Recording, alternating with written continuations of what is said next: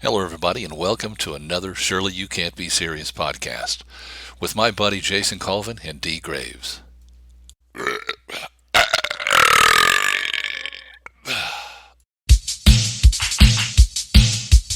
Okay, nerds, let's go!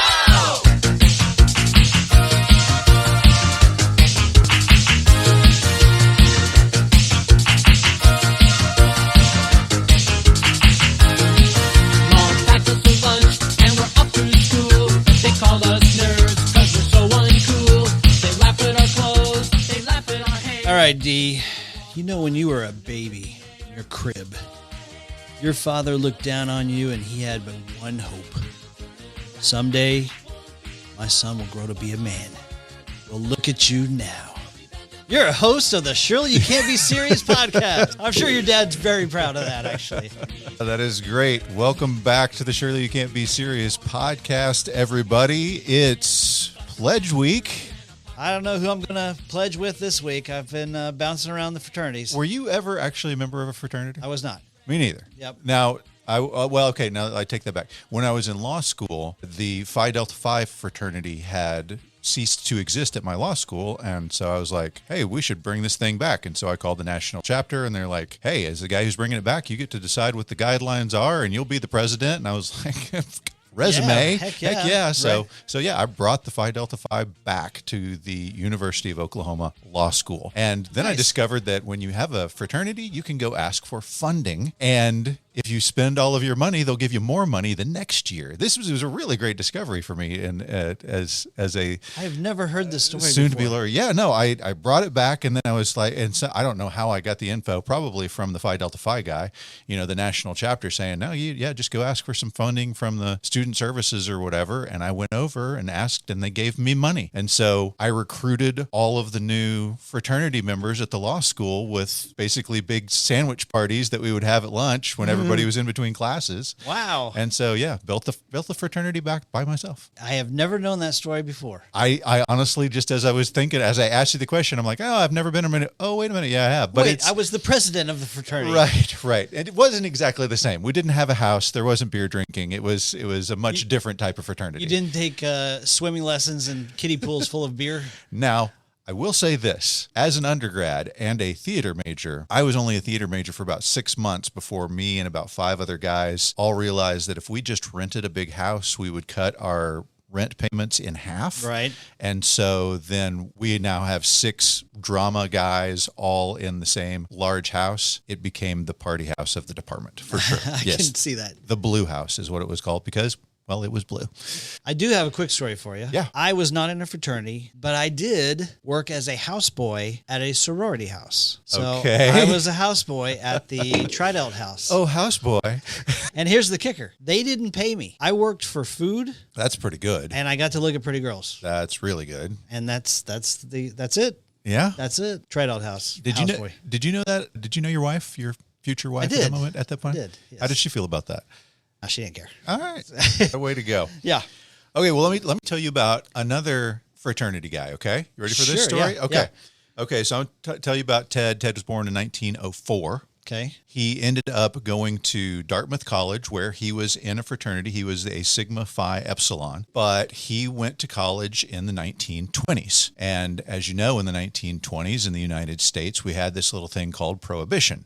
Well, while he was there at Dartmouth, he became the editor-in-chief of the Jack-o'-lantern magazine that they have there. Okay. Which is, touches on our National Lampoon story that we're going to tell a little bit course, later right. on Animal House. But he had gotten this position, which was pretty good for a young guy. And he was in this fraternity, but then he gets caught drinking gin with 9 of his fraternity brothers in his room. And because of prohibition, obviously it was against the rules for them to have gin. Sure.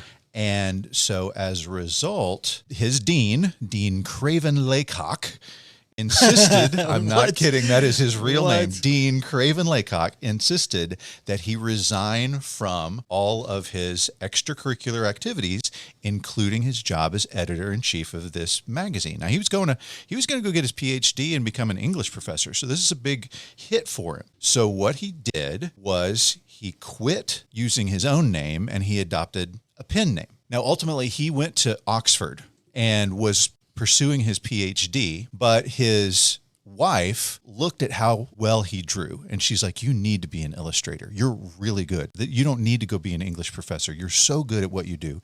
You need to be an illustrator. And so in 1939, he produced his first book after dropping out of Oxford, produced his first book, and it was pretty well received. Okay. And so then he produces a few more books. World War II happens, and he does illustrations for the U.S. Department of the Army. And then he goes back to writing books again once the war is over. And in 1950, under this pen name that he used to dodge the rules back when he was at Dartmouth College, he wrote a book called If I Ran the Zoo. By the way, the pen name that he used was Seuss, which when he dropped out of the PhD program, he added doctor to his Seuss. And it's in that book, If I Ran the Zoo, that we see the very first appearance of the word nerd. Oh, excellent. Nerd! I believe his real name was Theodore Geisel. That is correct. Yes. And then just to show them, I'll sail to Catrue and bring back an itchcutch, a preep and a prue, a nurgle, a nerd, and a seersucker too. First appearance of the word nerd comes from Dr. Seuss. It was about a year later that they used it in a magazine, a Washington Post or New York Times or something like that, where it kind of had this meaning of a weirdo. And then in the 1970s, it becomes very prevalent, largely due to a TV show called Happy Days. Sunday, Monday, happy days. Tuesday, Wednesday. Where they use the word all the time to refer to the, geekier, smarter members of the cast. Interesting. Now, who else is a part of the cast of Happy Days? Mr. Ted McGillney. Who is Stan the man in Revenge of the Nerds. Revenge of the Nerds. How about that? There you go. That's incredible. Good job. Well done. Thanks, ma'am.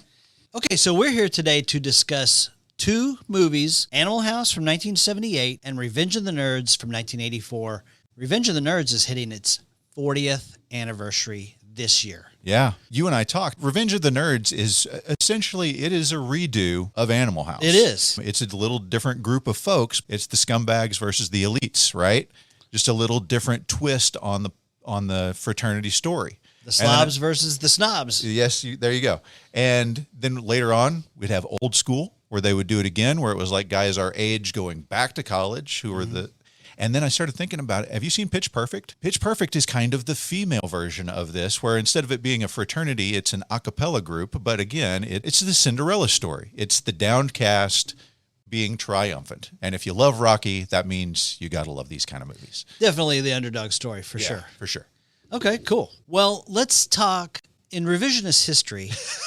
Some people look back on these movies and have problems with certain aspects, and you came up with this wonderful list of felonies that you could say were committed in these two movies, and I feel like we need to talk about those right out of the gate. Well, let me just say that I didn't even go with Animal House. These are just off the cuff, right? This is all Revenge of the Nerds, and I can say that these crimes are either committed or strongly suggested. You guys ready? And we're starting with Ogre holding the guy from his ankles, okay? All right? Attempted murder, attempted statutory rape, taking clandestine videos, sexual exploitation of a minor, capture and sale of clandestine photos, breaking and entering, sexual battery, theft, use of chemical weapons, insurance fraud, bestiality, cruelty to animals, destruction of property, and, of course, possession of controlled substances. Now, that last one's probably a misdemeanor, and the breaking and entering is also probably a misdemeanor, but then if you consider that they committed felonies after they broke and entered, that amps it up to a Berg 1. That doesn't even consider mopery, which didn't make the list. What is mopery? Mopery is exposing yourself to a blind person, which they actually discuss in the movie. Mopery. Yep, I missed that day of law school. I don't know what this world is coming to. You see that man over there? We arrested him for mopery. What's mopery? Mopery is exposing yourself to a blind person. All right, well let's dive into Animal House first because that's the father of Revenge of the Nerds. Absolutely. So we talked a little bit about this a couple of different times because we've talked about John Landis on several occasions. We've done several of John Landis's movies. And then we've talked about Airplane and we've talked about Caddyshack. And these stories all kind of overlap, but really it kind of goes back to these group of guys who were part of the Harvard Lampoon, which is a magazine that they had at Harvard, Yes. who then went out after college and all they really wanted to do is keep making their magazine. And so they changed the Harvard Lampoon into the National Lampoon. Yes. So I want to talk about John Landis for just a second, even though we've covered him several times. We talked about him on the American Werewolf in London podcast that we did. We talked about him in Beverly Hills Cop 3. Listen to this list of movies that he has made, and then he hits a absolute crushing wall, okay? So I find it fascinating. So he starts off with Schlock, which is kind of this independent movie that he makes. It's where he meets Rick Baker for the first time. Absolutely. It's hugely impactful. Then he does Kentucky Fried Movie in 1977. He does Animal House in 1978, which blows the doors off. He does The Blues Brothers, which is regarded by some one of the funniest movies in the 1980s. He does American Werewolf in London, some regard as the greatest horror comedy movie of all time. He does Trading Places, which we talked about. He does Twilight Zone, which is on the slate for this year. Infamous, yes. Infamous. He does the Thriller video with Michael Jackson, the greatest music video of all time. Arguably. He does Spies Like Us. He does Three Amigos. He does a personal favorite of mine, Amazon Women on the Moon. He does Coming to America, which you said is one of the funniest movies of all time. Yep. And then he hits a crushing wall. Yeah, I mean, just for clarification, that wasn't a highlight reel. That was every movie he directed. That's right. It's There one was after another. One after another. There were no bombs in any of that. Yes. Then he does Oscar with Sylvester Stallone. Which is meh. Most people were like, what is this crap? Right. He does a movie called Innocent Blood, which I've heard is good, but I don't know anything about it. I've never seen it. No. And then, then- dum. Beverly Hills Cop 3, which we talked about. It's the absolute worst movie I think that we've covered here on this podcast, Without question. even including all the What the Heck Happened movies we've covered. Absolutely. And since then, he's done movies like The Stupids. I mean, just like, Not much. It's tragic. it's really, really weird. Had his finger on the pulse and then just everything went away. Yeah. I still have confidence in him. I feel like someday he's making a comeback. With that list, Yeah. somebody's got to hire him, right? Some point, yeah. Okay, so let's talk just basically about the origin of Animal House. Okay. Okay?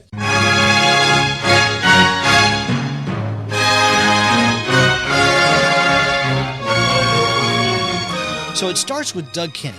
Doug Kinney was, like you said, he was the editor-in-chief of Lampoon magazine. Yep. It's super like white hot with all the college students, but he's sick of meeting this deadline all the time. And he's just working under pressure and having to be funny. And so he wants to quit. He's like, look, I was really successful. I wanted to do this thing. I did it. Now I want to quit. But his friends, like this group of guys, they convince him, look, we need to evolve from the magazine to movies. So Ivan Reitman is one of his buddies. If you want a full history on Ivan Reitman, which is really a fantastic history, by the way, including his work on Cannibal Girls, go check out the A Film By podcast that we did when we covered Ghostbusters 2 with Ghostbusters Jeff 2, Johnson. that's Yeah, it. it was. I really was impressed with Ivan Reitman's story. But yes, sorry, please keep going. Okay. So Doug Kinney sits down with Harold Ramis. Harold Ramis, Egon from Ghostbusters. He's been in Stripes, but he's a comedy writer and a funny actor. Yeah. Okay. So they sit down and they're like, okay, we're going to write a script. So they come up with this script called Laser Orgy Girls, Right. right? Laser Orgy Girls. And it's about Charles Manson in high school. Maybe a little bit too taboo. Right. Maybe just a smidge. Right. And so Ivan Reitman's like, listen, guys, this is not it, right? We can't make this. Right. So let's take it from high school. Let's move it to college. Yeah. Okay. So they bring on comedy writer Chris Miller. Okay. Yeah. He had written articles for National Lampoon. He's a funny guy. He's a good writer. And so Doug Kinney, Harold Ramis, and Chris Miller sit in a room and they're like, okay, we're going to write a college movie. And I thought this was brilliant. They sat around and for like days, all they did was spill every single college anecdote they could possibly think of. anything that they did, which was mildly funny or interesting or humorous in any way. And they just kind of kept notes. So Chris Miller had been in a fraternity. And so he brought all of his fraternity stories. So in Chris Miller's fraternity, there actually was a guy whose nickname was Otter. Nice. There was a guy whose nickname was Flounder. From now on, your name is Flounder. Flounder? Okay. Chris Miller's fraternity name was Pinto, right? Okay, yeah, it's great. Okay. There was a guy named Bluto. And the reason why he was Bluto is because he had muscular arms, right? Oh, okay. So he was not like, because his last name was Blutowski. That's it, yeah.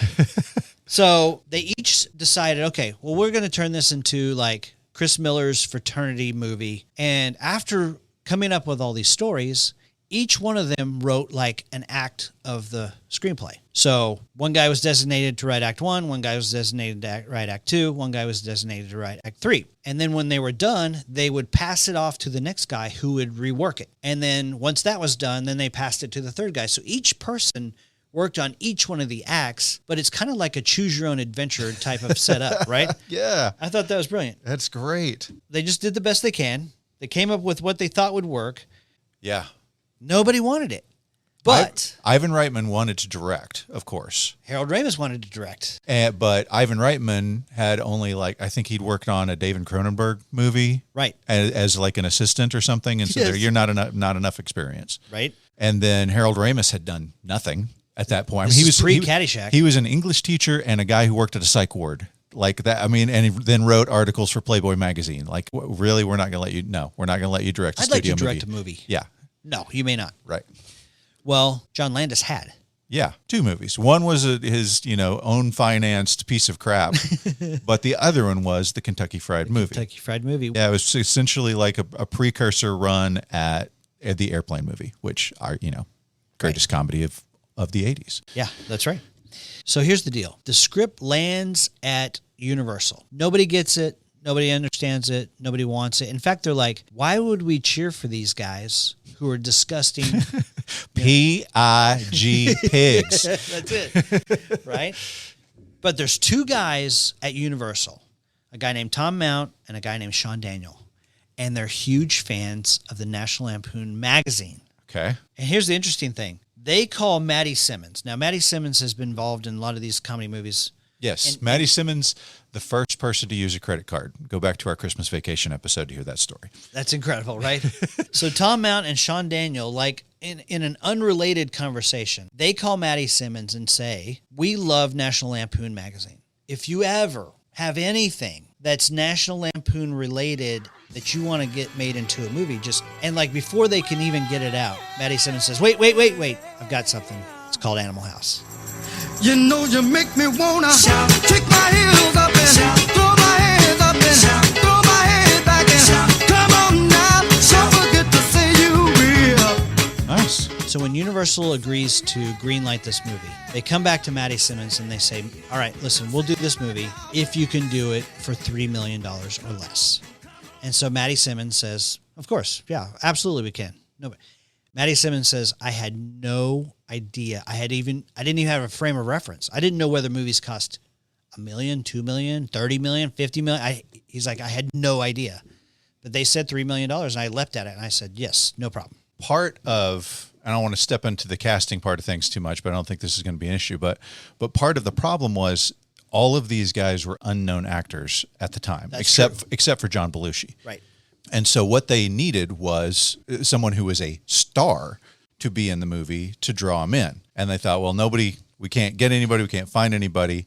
But as it turned out, John Landis had worked with Donald Sutherland on Kelly's Heroes. Remember when he went to Europe to where he was inspired to write the story of American Werewolf in London? That's right. He was working on Kelly's Heroes and worked with Donald Sutherland. Donald Sutherland was nearby making another movie. And John Landis just basically called him up and said, hey, I got this part. He's like, you can shoot it on the weekend. It's going to be super easy, but we got to have somebody who's a name. And I've heard 2 different stories on this, on what he got paid, but this is the one from Donald Sutherland's mouth. Yes. He comes in and he's like, okay, I'll just, I'll help these guys out. I'll be in for a couple of days, in and out. And he says, and so I do things to lighten the mood in this movie, like doing a scene with my pants off, and then he left it in the movie. Yeah, I like love he's that story. already angry, and he says, and then when we started talking about what I was going to get paid, they were offering me points on it. He said they offered me something like 6 points on this movie, and all I can think to myself is, this movie is not going to make any money. You guys just need to pay me the studio standard salary that I get, and that's it. Worst financial decision I ever made. Those points would have amassed to about what, $4 or $5 million? Some amount of millions, yes. Gosh. Yeah. John Landis at one point was Kiefer Sutherland's babysitter, Wow. right? And so Yeah. it's kind of a family friend. Also, John Landis was like childhood friends with Elmer Bernstein's son. Yeah. And so, John Landis has got Donald Sutherland as a friend and Elmer Bernstein as a friend. He called him up and asked Elmer Bernstein to score this movie. Now, just for those of you who haven't listened to every single episode that we've had, we talked about this in year one of the Surely You Can't Be Serious podcast. But if you don't know who Elmer Bernstein is, there's a movie you might have heard of that he composed the music for called The Ten Commandments. He was not, he composed the music. Great Escape. The Great Escape, the National Geographic music, like that's their theme song was created by him. Yes. He was in the class with John Williams and Jerry Goldsmith. I mean, he was a big guy, but he was producing these kind of large epic scores. Yeah. And this is a freaking college fraternity movie. Well, as it turns out, he still composed this kind of epic pomp and circumstance music, and it works so well because it's this weird, like you've got all of this sophistication to your music while these guys are popping their potatoes out of their mouth like, is it? That's it. Okay. So in watching Revenge of the Nerds, you don't have a particularly big director, and none of the guys who are in it are big stars at the time. Obviously, John Goodman goes on to become a big star. Anthony Edwards goes on to become a big star, but they weren't doing anything particularly big. Like Anthony Edwards had done Fast Times at Ridgemont High at this point, and not much else. High School USA. Yeah. And I can't believe you brought up High School. Hey, listen to the cast of High School USA. Michael J. Fox, Dana Plato, Todd Bridges, Crispin Glover, Anthony Edwards. Yeah. Well, don't forget Gilligan, the skipper. Bob Denver. Leave It to Beaver. That's it. Don Wells is in that movie. It's crazy. Yeah. So anyway, you don't have a particularly big name director associated with this movie. So I'm watching this and I'm thinking to myself, how did this movie really get made? Right. You know? And so I had to go back and look at who the producers were. So one of the producers is a guy named Ted Field, and he is the heir and descendant of a guy named Marshall Field, which may mean nothing to you, but if you're from Chicago, you probably know that name. By the time that Ted was born in 1953, his dad owned the Chicago Sun-Times. Oh, okay. That is a big And name. so, not too shabby. His mom and dad ended up getting divorced. His mom marries another guy. They move up to Anchorage, Alaska, and that guy buys the Anchorage Daily News. Okay. So he's in that class of folks that don't know what not enough money means, right? Right. And so he goes on to college, and this life is so interesting. He starts this thing called Interscope Racing, where they are doing Formula 5000 racing, and he is having guys enter the Indy 500, and they're making engines for these cars using Porsche 935 engines. It's this cool little thing. And then just in 1982, just a few years later, he just thinks, yeah, okay, I've had enough car racing. I think I'm going to go start a communications company, which means a film production company. Right. So in 1982, he founded Interscope Communications, which goes on to produce 50 major films.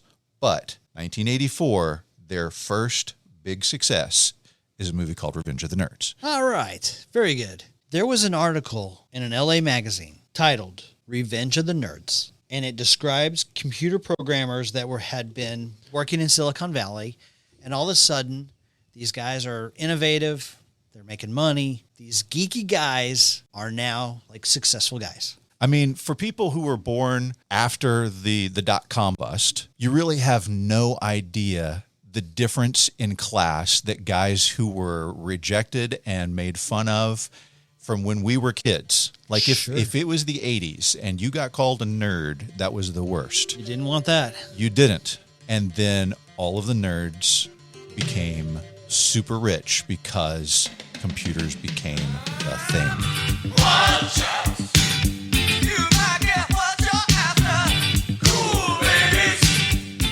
So you've got Steve Wozniak, total nerd, multi-billionaire. Yeah. Bill Gates, a billionaire. Complete nerd. All nerds. Yeah. And so, yeah, this unique little story that 1984 hits at the perfect time where the nerd class is growing. They feel the bullying power that is upon them, and this is their revenge moment. This is their Cinderella moment. These are their Rocky. And you think about it, in 1984, that's still like really pretty early in the computer phenomenon, right? Right. You watch this movie, they're operating computers with no mouse. Right. Right. And so computers are a new thing. The people who have the knowledge to operate them, it's kind of a new talent, a new skill. Yeah. So it's not like everyday America where everybody knows how to operate a computer. Right. Well, and we didn't really talk about it with Animal House, but there was a little trouble once they had gotten the funding for this. There was a little trouble getting a college to agree to allow them onto the campus to produce.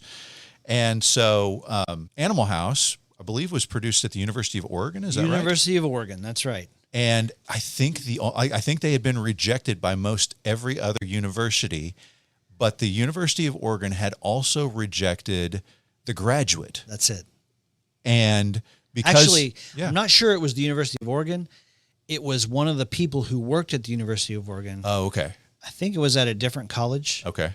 I may be wrong on that. Well, whoever it was, they said, listen, this was a bad call the last time we did this back in 1968. 10 years later, let's make the right call and let these guys do it. Now, of course, they weren't too happy with how things were going. Basically, these actors came in, and some of them are older than college kids, but they're pretty close, right? They are. Unlike Revenge of the Nerds, but where the guys are 30. But anyway, they come in and they start partying with a lot of these college kids. And at some point, there's a literal fight that breaks out between the fraternity members and the actors playing the fraternity members. Yes. That is a full-on knuckle face brawl. Okay, this is a great story. I don't want to skip over this. So Tim Matheson, who played Otter, Peter Reichert, who plays Boone, Karen Allen, who plays Katie, she's there. The guy who plays Hoover, he's there. The guy who plays D-Day, they're all at this party. And Tim Matheson is like hitting on all these guys' girlfriends. He's being Otter at this party. Yeah. And he starts to realize that his charm and his smile is not really working with these fraternity guys. And there starts to be kind of a heaviness in the room. And he goes over to Peter Reichert, who plays Boone, and he's like, hey, man, I'm kind of getting a vibe here. I don't think we're really welcome. Even though we're invited, I don't think people want us here. They're not digging the Hollywood thing. And meantime, the guy who played Hoover, his name is James Whitehouse. He's downstairs, and like a guy is holding up his hand, not letting him in. And he's like, I'm in the cast. I've been invited to this party. You need to let me in. The guy's like, no, you're not coming in. And the guy who plays D-Day, his name is Bruce McGill. He's been in a lot of stuff. Sure. He's there. And as they're leaving, like, they're all like, okay, we're out of here. It's one of those deals where the bouncer says, get lost, asshole. Uh-huh. And so Hoover, at the last second, pops his cup of beer in his face. And in that instant, 300 fraternity guys turn on these actors and start beating the crap out of them. Matheson's just getting pounded. Karen Allen screaming her head off to leave them alone. Oh my gosh. And so finally they manage to kind of get away, and they're trying to do the cool thing and like walk away. Like Bruce McGill is like, we were trying to be like Studley, leave with our dignity, walk away. He turned and he's like, guys, I don't think walking away is going to work. And Tim Matheson's like, you're right, let's run. And they had to take off running from this fraternity party. And every time I think about that, I'm like, I wonder what these guys thought when they finally saw the movie, Right. So on the Revenge of the Nerd side of things, Mr. Robert Carradine, brother to Keith and David Carradine. That blows my mind. He decided to do something really unique. Now, they filmed all of Revenge of the Nerds at the University of Arizona in Tucson. Mm-hmm. Well, he enrolled before the filming started. he enrolled in classes and he wore his nerd gear. He wore the shirt buttoned all the way up, the pocket protector, the hair that was sticking up in the back like alfalfa, and the nerd glasses. And just to get a vibe of what it was like to be a nerd on college campus. Right. Thinking, okay, well, this is an acting exercise. Well, that's great. It was so impactful that after it happened, he sat in his hotel room for 3 days getting over it. The abuse or whatever he went through was something that was so significant that he did not want to be around other human beings for 3 days. Wow. Yeah. That's interesting. Well, so here's another story for you. So the University of Arizona agrees to let them film Revenge of the Nerds on their campus. Yeah. And then 2 weeks later, the university administrators say, no, we changed our minds. Yeah, they had gotten approval from Bill Varney, the Assistant Vice President for Administrative Services. But then, 2 weeks later, the administrators said, nope, we're pulling that permission. And that's a crappy thing to do. For the last 2 weeks, we've been like prepping and filming and doing stuff. Come on, guys. And so Alan Beigel, who's the vice president of university relations, he says there is nothing you can do or say that will make us change our minds. Yeah, they were worried that it was portraying campus life in a way that was not representative of the real college life. They're right, of course. Yes, it's worse. In real college, it's worse. Right. We would have gotten an X rating had we shown what happens in real fraternities and sororities. That's right. After some negotiations, the university allowed filming on campus as long as the producers tried to schedule the film shooting so it did not affect campus activities. Yeah, it basically came down to Jeff Canoe, the director of the movie. He went to this guy that you said, there's no way we're going to change our mind. He went to him directly and said, listen, I have a child, and I am not going to direct a movie that I would not let my child watch. That's interesting. Which makes me question his parenting, given how many felonies we have in this movie. Well, but here's the thing. Yeah. That's interesting based on what he said to get the directing job, right? So when Jeff Canoe, who is the director of this movie, was interviewed by producers, they said to him, what kind of movie do you think you're going to make? And he said, one, I would be embarrassed to have my name on. And they said, you're the right man for the job. Oh my gosh. That's great. By the way, most of this movie was shot in January of 1984, which is why there are not as many students on campus and they can kind of work around it that way. All right. We ready to get into the cast? Yeah, let's talk about casting. Okay. We want to flip back to Animal House? Yeah. You guys up for a toga party? Toga! Toga! Yeah, I think they like the idea, Hoov. All right. So when they're casting for Animal House, keep in mind they have $3 million to make this entire movie. Yep. Okay. They can't hire anybody expensive. Nobody. Right. We talked about how Smokey and the Bandit, they hired Burt Reynolds and he took up 2/3 of the budget. They can't do that. Right. So the big name that they get is John Belushi. See if you can guess what I am now. I'm a zit. Get it? They paid him $40,000 to do Animal House. Wow. $40,000. That's crazy. Here's the kicker, too. They wanted Chevy Chase to play Otter, who, if you look at it, Chevy Chase would be great as Otter. He's tall, he's good looking, he's a leader, he's got charisma, he's everything that Otter would be. But John Landis didn't want Chevy Chase. And think about how hot Chevy Chase was in 1978. Okay? He was on the cusp of becoming a major movie star. John Landis didn't want Chevy Chase as Otter. He wanted an actor to portray the character of Otter. Okay. Right?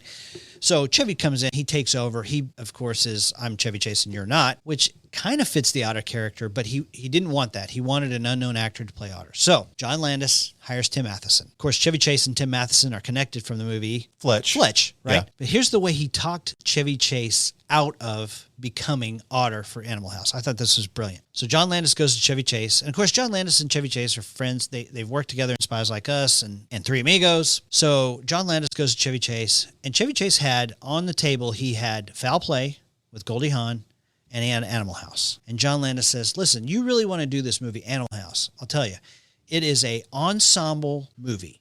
So it's a lot like Saturday Night Live. So nobody really gets the spotlight. Everybody has their own character development. It's a total team effort. And that's what you're used to, ensemble. So, we that's why you want to do our movie, because it's not really a star treatment type of thing. If you do this movie, Foul Play, you're going to be a Cary Grant movie star with Goldie Hawn, and you don't really want that. Manipulation at its finest right there. Subtle. Right? Subtle, right. So Tim Matheson is an unknown actor. He's hired to be Otter. Don't tell me you're gonna pork Marlene Desmond. Pork? Gonna hump her brains out, aren't you? Boone, I anticipate a deeply religious experience. It's great. Okay? Yeah. Now then, Thomas Hulse. They bring him in to play Pinto. Tom Hulse goes on to be Amadeus. He's also in Parenthood. Yeah, he is the drug-addled reject brother in Parenthood, which by that time in his life was a really true-to-life part for him. Is that right? Yeah, he went off the rails pretty hard. Did he? Yeah, he got heavily involved in drugs and alcohol and just had a hard time. Yeah. Interesting. Which is crazy. You know, you watch Amadeus, his performance in that is spectacular. It's like he great. makes the movie. He absolutely makes the movie. You know, it's just kind of sad to see that those things can impact your life that way and rob you of your talents.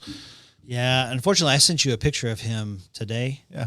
He's not recognizable as the same guy. Well, I mean, it was 36 years ago, so, you know, but still. Okay. They hire an actor named Peter Reichert to play Boone. Mm-hmm. Now, the Boone character was meant for Bill Murray. Can you imagine that Chevy Chase and Bill Murray playing those two parts together, given the history of them fighting a fist fight They hated each other. on the set of Saturday Night Live? Yes. Yeah. Can you imagine a movie with Chevy Chase, Bill Murray, and John Belushi?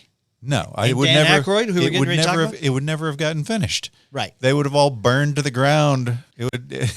That's exactly right. Yeah. Dan Aykroyd too. Dan Aykroyd was supposed to be D-Day. I mean, what a different movie that would have been. And if it had gotten made, maybe it would have been spectacular. I don't know, but wow. I mean, you basically have all of the Saturday Night Live cast playing a bunch of frat guys. Sure. D-Day was played by Bruce McGill. He's been in Wildcats. He's the opposing coach of Wildcats. He was in one of the Miami Vice episodes. He's a good actor, but it's interesting to think Dan Aykroyd in that part. Yeah. Okay. You have Stephen Furst, who plays Flounder. Okay. Yeah. Do you know how he got the job? Stephen Furst was a pizza delivery guy in Hollywood Okay. who had aspirations of being an actor. And so he knew that he would be delivering pizzas to Universal Studios. And so inside the pizza boxes, he would post like his headshot inside the cardboard box of the pizzas. If you're not remembering, he's the one that when they put his picture up as a pledge, everybody started throwing beer cans at it because he's not really a great looking guy. That's right. And But he thought his headshot inside of a pizza box would get him a job. somebody noticed him from his pizza box and invited him to audition. It's great. Right? It's great. That role came down between him and Meatloaf.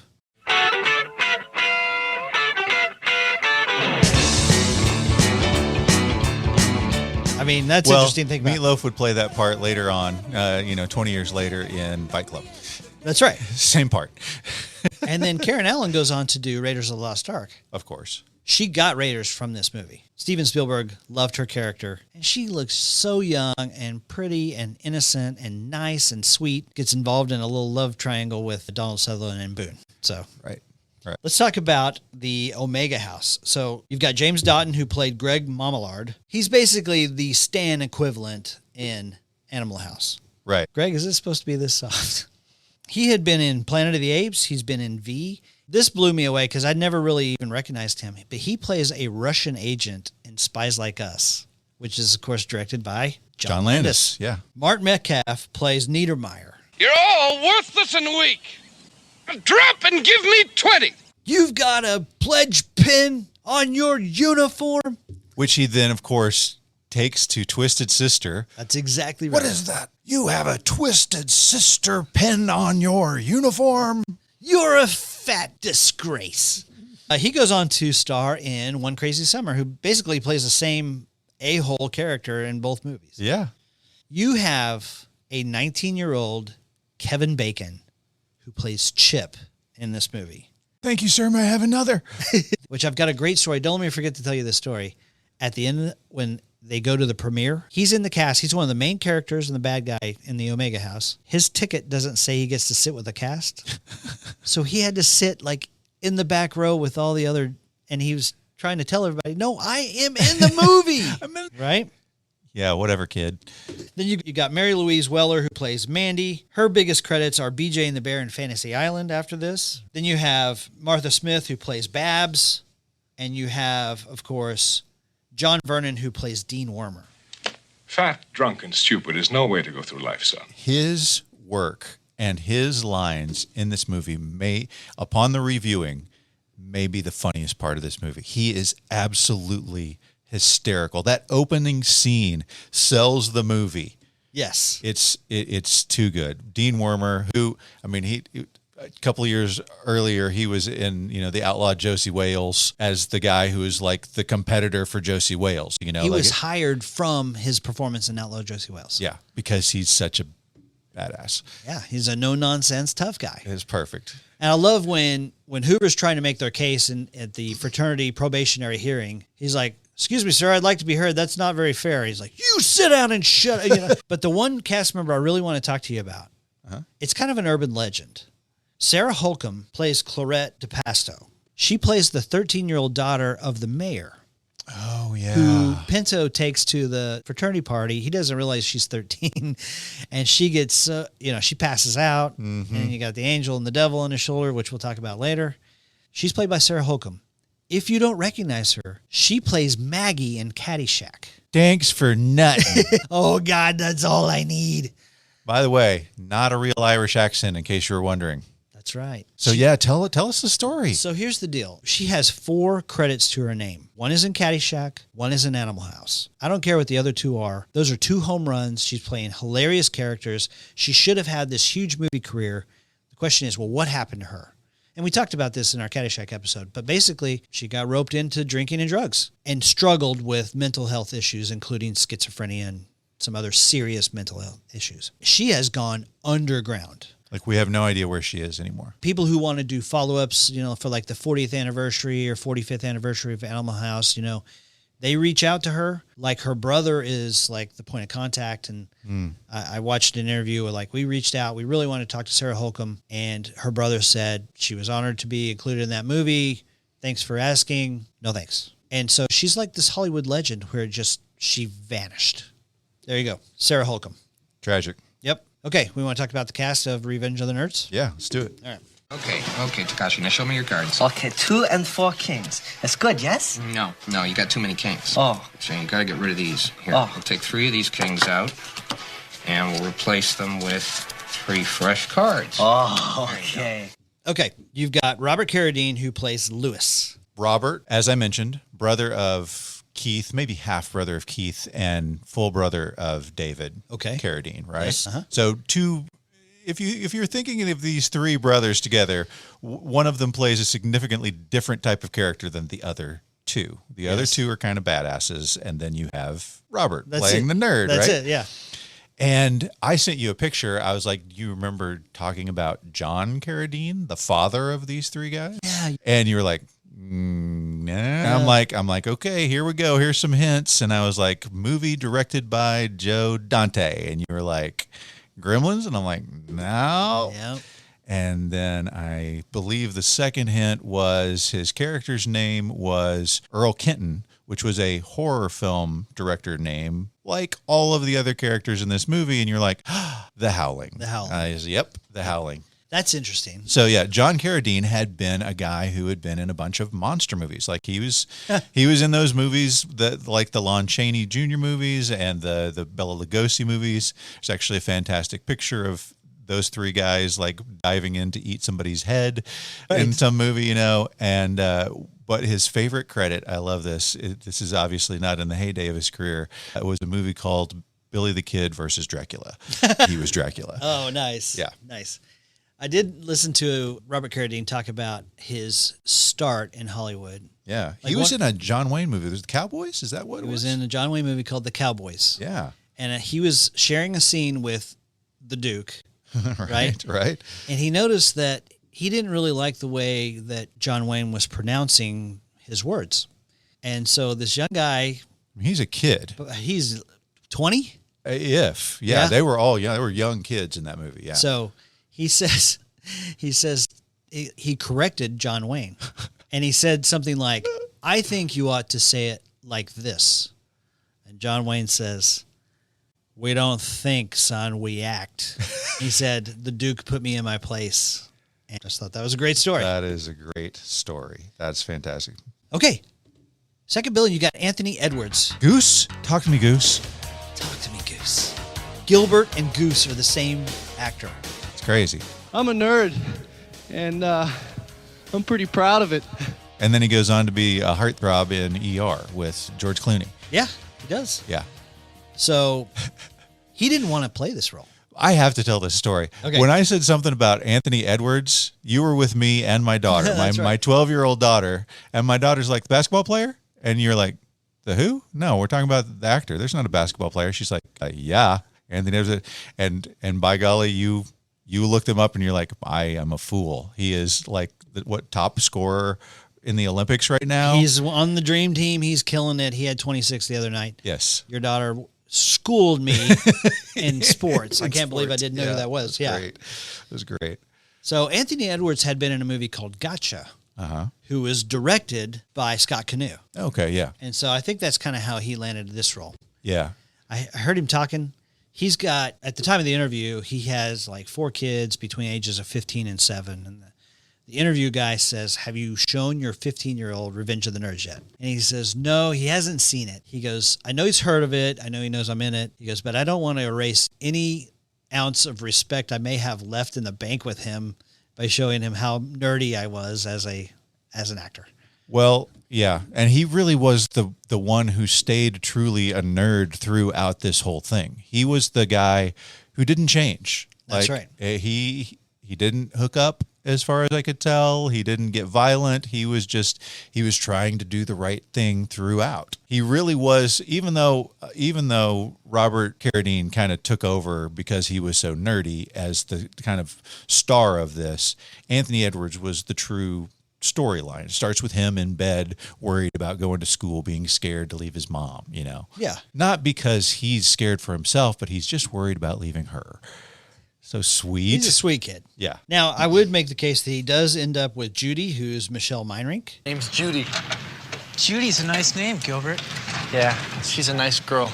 Big deal. Did you get in her pants? She's not that kind of a girl, Booger. Why? Does she have a penis? Who we've talked about before. Yeah, she's in Real Genius, which we haven't talked about yet. She plays Jordan in Real Genius. Which I had a total crush on her. She was awesome. I loved her. But she was also in The Outsiders. She's in The Outsider. She's the girl sitting next to Cherry Valance at the drive-thru when Dally comes up and starts bugging them. There's another actress that I'm surprised didn't do more. She was in, I mean, you got The Outsiders, you've got Real Genius, you've got Revenge of the Nerds, and she's a major part in all of these movies, and she's very engaging. I wonder why she didn't do more. I don't know. I'm not sure. Let's talk about Mr. Ted McGinley. Okay. So he plays Stan in this movie. He's the head Alpha Beta. Yes, he is the guy from Happy Days. He was in Happy Days. He was in Married with Children. Yep. Jeff Canoe saw Ted McGinley on the cover of the Men of USC calendar. He was a calendar boy. He was a pinup boy. Yeah. That's great. Decided that he would be perfect to be the head guy of the Alpha Beta fraternity. Yeah. And I will tell you this, as a former athlete myself, when he throws a javelin, that guy's a jock. You can tell he's a jock. Okay. I saw that part, and to myself, I said, okay, they picked this part of the competition to show him doing something that he could really do. Because as I mentioned to you, when they are in the weight room and I'm watching the weightlifting that he's doing, I'm like, what in the holy heck? What is that? Right. Like he's spinning, like he's got the weights in his hands, spinning his arms around in this weird sort of, I was just like, that is not an exercise anybody should ever do in their lives if they want to have, no injuries. That's just, it's awful. It's awful to see it happen. But yes, I could tell that he had some experience with the javelin. Yeah. Okay. Julie Montgomery plays Betty Childs. Nerd saw me naked. Mm-hmm. She'd been in One Life to Live. She doesn't really do a whole lot. She's just the cutie that kind of carries the love interest line along. She's kind of a babe. Yeah. Now, Timothy Busfield, he plays Poindexter. Fantastic part. Like, okay, so Timothy Busfield, again, nobody at that point. He goes on to be one of the main guys in 30-something. Yep. He was in Field of Dreams. Yep. He was a major guy in West Wing. Yeah. I mean, he's a major player. He becomes a major player after this, and he's not really nerdy in those things. Like, he's just kind of the regular redheaded guy. But this part was very much a side character. And that's an interesting, this is going to be a similar story I'm going to tell to another guy you're going to talk about here in a second. But the actors, before they come in to do their read, they're like, man, I really don't, this character doesn't have much. And so he brought his own story to it. Like he put his hair in that weird parted to the side comb thing. Yeah. He went to a thrift shop and bought the suit that he wears throughout the movie. And he, I think the character had one line in the whole movie, but he is Poindexter is a key ingredient, especially when it comes to the final music competition, and he's the guy playing the electric fiddle. You're right. He doesn't say very much, but he does things like he bumps into a wall and, you can't see. Mm-hmm. So he's kind of a Mr. Magoo type of character. He says, excuse me.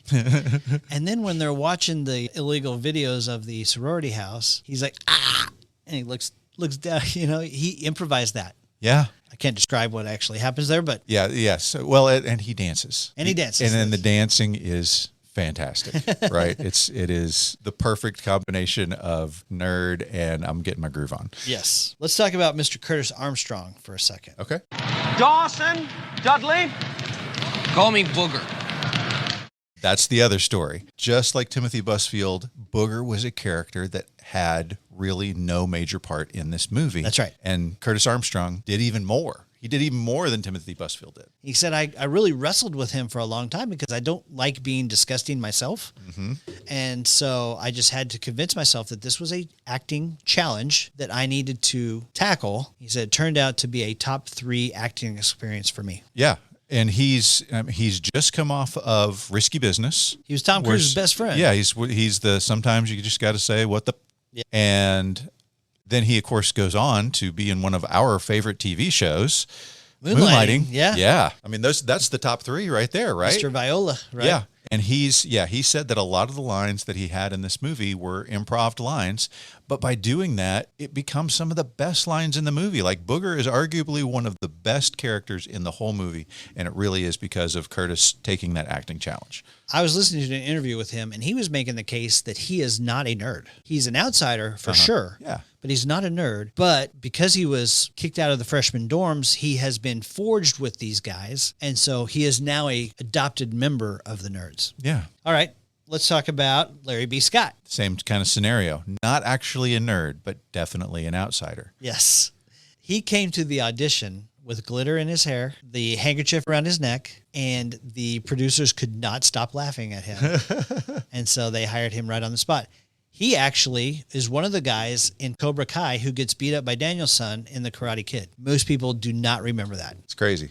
Yep. Okay. A couple more guys I want to talk about. You got Brian Tauchi, who plays Toshiro, who Booger's teaching to play cards. Yes. I have a 2 and 4 kings. That's good, right? No. See, you got too many kings here. But he's super funny. He goes on to do some work in the Police Academy movies. His character is hilarious. By the way, drinking real beer when they're doing the tricycle race. Wow. They said he was hammered.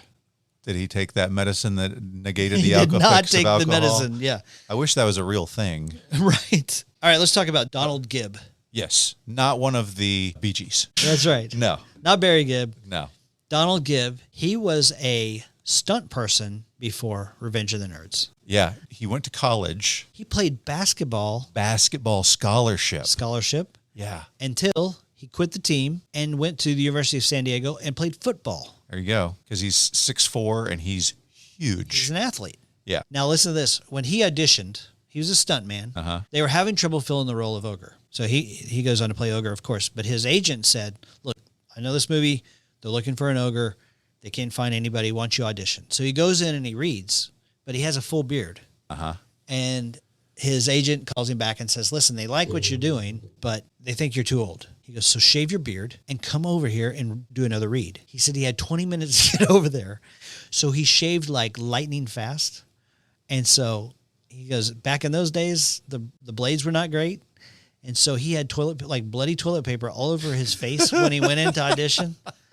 He said Jeff Canoe, the director, was like, you need to take off that bloody toilet paper. I have to think that his contribution to the movie is a key to its success. His nerds, that bit was one of the most memorable parts from the preview that we would see before it came on, and even the movie itself. He plays a part that is crucial to the success of the movie. Absolutely. And then he goes on to become a nerd like in the subsequent movies. So you've got Marcy Darcy as Stan, and you've got Donald Gibb as Ogre. Yep. Now, if you'll remember, there's a third guy, right? There's a third guy. You think about the poster, and it's got Anthony Edwards and Robert Carradine, standing with the girls on top of 3 frat guys, right? Yes. And so, obviously, one of those is Ted McGinley. The other one is Donald Gibb. The third guy, crazy story. Yeah. On how he got this part. You tell it? Well, here's what I know. His name is Matt Salinger. Yeah. His dad is J.D. Salinger. And for those less literate folks out there, that's the guy who wrote The Catcher in the Rye. And basically, they were fans of his dad's book. Yeah. Jeff Canoe was a fan of this guy's book, and so of his dad's book. Right. And so he gets the part. Yeah. So I said to you, do you know what else he was in? I do not. Okay. I've been waiting on you to tell me this. This was an exciting find for me. Yeah. He was in a movie in 1990 that was a not big release movie, but a TV movie, but a first in a series of Marvel movies where he played the part of Steve Rogers, a.k.a. Captain America. Oh, my gosh. That was played by Matt Salinger in the wildly popular, rated 3.2 on IMDb, original Captain America movie. That is fantastic. Okay, so let's talk about John Goodman as Coach Harris. When you were a baby in your crib, your father looked down at you. He had but one hope. Someday my son will grow to be a man. Well, look at you now. You just got your asses whipped by a bunch of goddamn nerds. Nerds!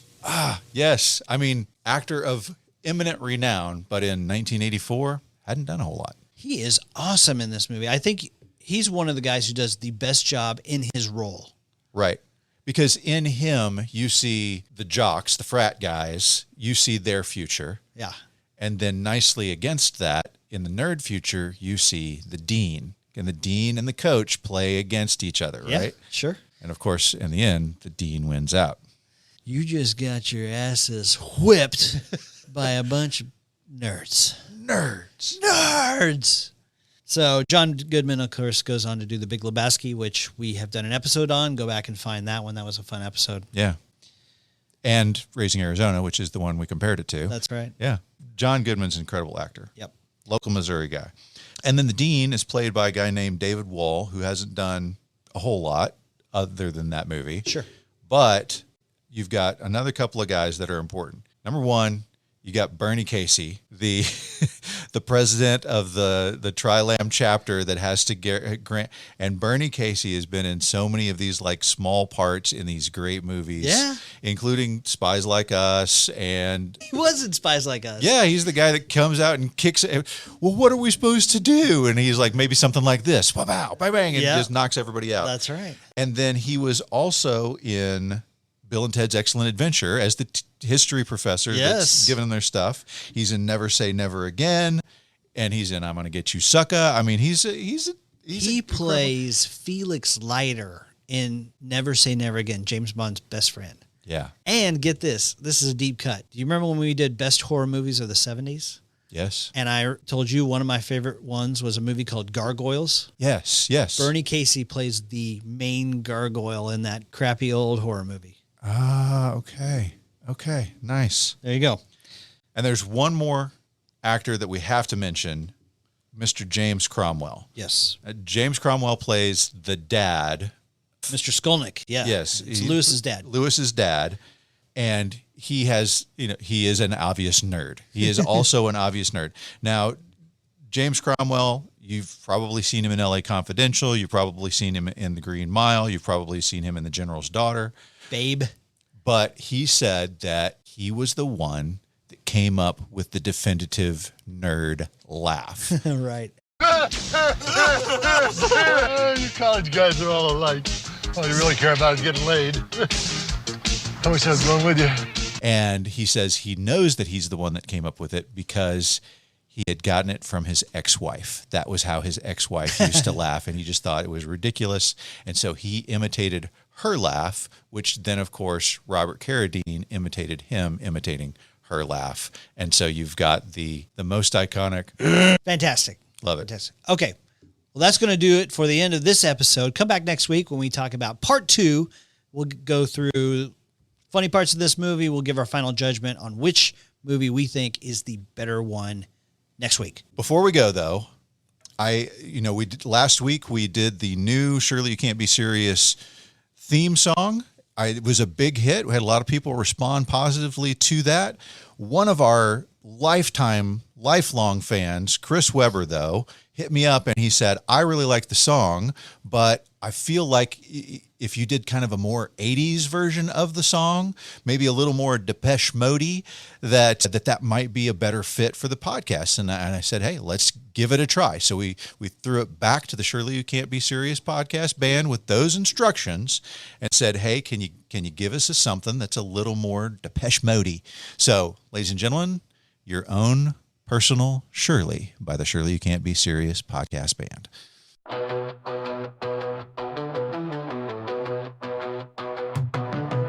When I was a little boy, the movies brought me so much joy, and the music hit but like nothing today. And the world went insane, but that's when Shirley came and gave me joy in the same old way. Surely there's a time machine. Surely we will cross the streams. Surely this can't be the best there is. Surely you're my rocket queen. Got my back against the record machine. Surely you can't be serious. Freddy, Jason, Michael, scary. Dogs and cats, mass hysteria. Feels like the dark side of the wall. But Shirley kept her motor clean. Yeah, she's a killer queen. But we'll spike the football. Surely there's a time machine. Surely we will cross the streams. Surely this can't be the best there is. Surely you're my rocket queen. Got my back against the record machine. Surely you can't be serious.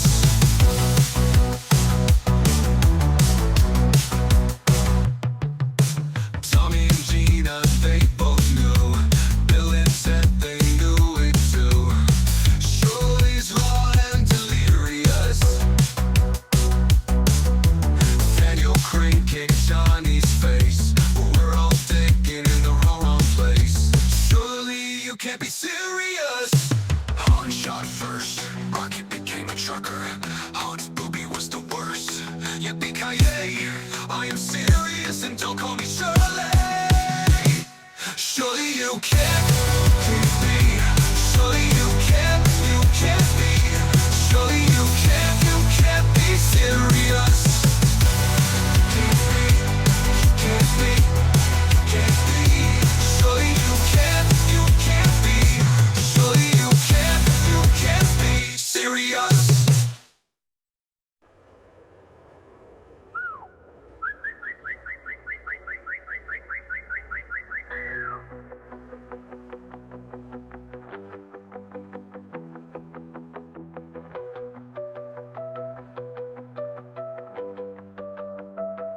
Surely you can't